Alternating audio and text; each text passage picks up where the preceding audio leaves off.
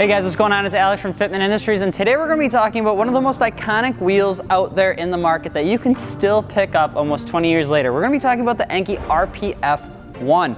A lot of you guys have always asked us about our thoughts and what we think about the RPF1, what's it made out of, why is it the way that it is, and we decided that we were going to talk about it because this is probably the most common, highly sought after, super well justified, and probably one of the most likely wheels that you will see on a lot of different vehicles that involve a lot of autocross or even HPD style events, because the Enkei RPF1 is just quite the wheel. So we're going to go into a little bit of the styling, we're going to talk to you a little bit about the history of the wheel, and then we're just going to kind of talk about what you can get it in terms of sizes and finishes and all that sort of good stuff. So let's talk about it. So the Enkei RPF1 is actually a wheel design that's existed for quite a long time. It was designed in cooperation with the Formula One racing team.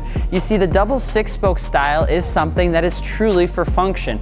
Back in the day, that pretty much was how wheels were made. And nowadays, there's a lot of wheels that are made for aesthetic purposes. What's gonna look the sharpest, or sometimes, you know, what's just gonna be the lightest, but maybe not the strongest. There's very few wheel companies out there to this day that still produce wheels that are meant to have a lot of function behind them, and the RPF1 is one of those wheels. So the double 6-spoke style is actually to help with quite a few different things. The RPF1 is built to handle two major things: to handle both heat dispersion with your brakes and rotational mass issues. And what it allows, the double 6-spoke, what it allows it to do is maintain a super high structural integrity when it comes down to having a lot of pressure on this wheel.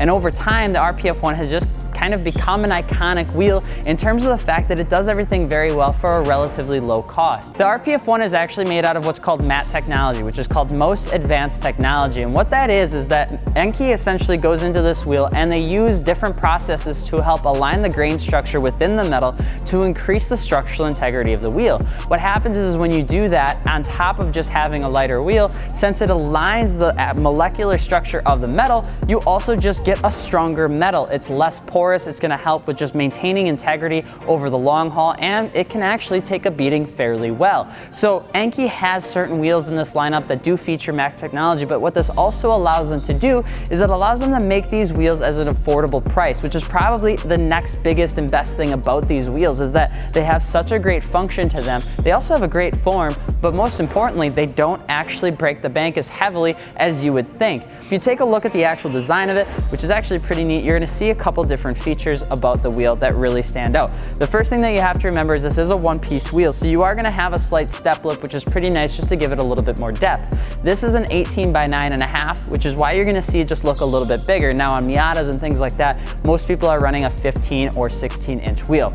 You are going to see that it has almost a flat face here before it almost elevates for the rest of the face of the RPF1, and then it goes into the double 6-spoke, which is that iconic RPF1 design. It's something that a lot of people have duplicated in the past. However, Enkei nailed it on the first try, and they've had the same design for almost 2 decades. Now, this is a 5-bolt, but it also does come in a 4-bolt application. We'll actually list a couple of them for you, but you don't have to hear me name them all off. Likely, if you have any 4 or 5-bolt, there's probably an RPF1 out there in your size, because they just are such a well-produced wheel that they make them in pretty much any size you can possibly imagine. So in terms of testing, the RPF1 has what's called a Spec E testing. So you have your JWL, you have your VIE testing, you have all that sort of stuff, but you also have what's called Spec E testing, which is Enkei's own form of testing on their wheels. And what that allows them to do is it allows them to be a little bit more abusive, a little bit more brash with their wheels to make sure that their wheels survive out on the road. So a lot of times they consider their testing 20% more intense than the actual necessary JWL testing. The RPF1 is one of those wheels that if you were to name off probably the top 5 most iconic,